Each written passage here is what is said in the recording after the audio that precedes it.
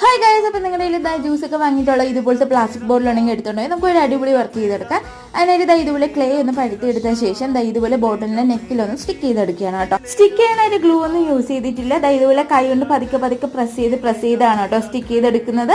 ഒത്തിരി സ്പീഡായിട്ടൊന്നും സ്റ്റിക്ക് ചെയ്യില്ല, അത് പൊട്ടിപ്പോകാനും നല്ല ചുളുക്കൊക്കെ വരാനും സാധ്യതയുണ്ട്. ഇനി ഇതുപോലെ ടോപ്പ് പോർഷനിലെ ബ്രഷിന്റെ പുറകുവശം കൊണ്ട് ഇതുപോലെ ഒന്ന് ചെയ്യുമ്പോൾ നമുക്ക് നല്ല ഫ്ലവർ ഷേപ്പിൽ കിട്ടും കേട്ടോ. ഇതാ എക്സസൈസ് താഴെ നിൽക്കുന്ന ആ ഒരു ക്ലേ ഒക്കെ ഒന്ന് കട്ട് ചെയ്ത് അങ്ങ് ലെവലാക്കി കൊടുക്കാം. അതിനുശേഷം നൈഫും പെന്നിന്റെ ക്യാപ്പും ബ്രഷും ഒക്കെ യൂസ് ചെയ്തിട്ട് ഇതുപോലെ പാറ്റേൺസ് ഒന്ന് മാർക്ക് ചെയ്തെടുക്കുന്നുണ്ട് കേട്ടോ. ഇതൊന്ന് ഡ്രൈ ആയ ശേഷം ഫുള്ളായിട്ട് ബോർഡിൽ ഒരു 2 കൊട്ട് ഇതുപോലെ വൈറ്റ് ഷെയ്ഡ് അപ്ലൈ ചെയ്തെടുക്കുന്നുണ്ട്. അതൊന്ന് ഡ്രൈ ആയ ശേഷം ഇതുപോലെ ബ്ലാക്ക് ഷെയ്ഡ് ഉപയോഗിച്ച് ഇതുപോലെ ഒന്ന് പാറ്റേൺസ് വരച്ചെടുക്കുന്നുണ്ട്. നമ്മൾ ക്ലേയിൽ നേരത്തെ മാർക്ക് ചെയ്തതിന്റെ ഔട്ട്ലൈൻ ആയിട്ട് ഇതുപോലെ ബ്ലാക്ക് ആണ് യൂസ് ചെയ്യുന്നത്. നിങ്ങൾക്ക് ബ്ലാക്ക് ഷെയ്ഡിന് പകരം നിങ്ങൾക്ക് ഇഷ്ടമുള്ള ഷെയ്ഡ്സ് യൂസ് ചെയ്യാം, വൈറ്റിനും കേട്ടോ. ഈ ഒരു വീഡിയോ ഇഷ്ടപ്പെട്ടെങ്കിൽ യൂസ്ഫുൾ തന്നെയാണ്. ഇപ്പൊ തന്നെ ഒന്ന് ലൈക്ക് ചെയ്യാനും ഷെയർ ചെയ്യാനും സബ്സ്ക്രൈബ് ചെയ്യാനും മറക്കില്ല. അടുത്തൊരു വീഡിയോ ആയിട്ട് വരുന്നുണ്ട്. Bye bye, thank you for watching.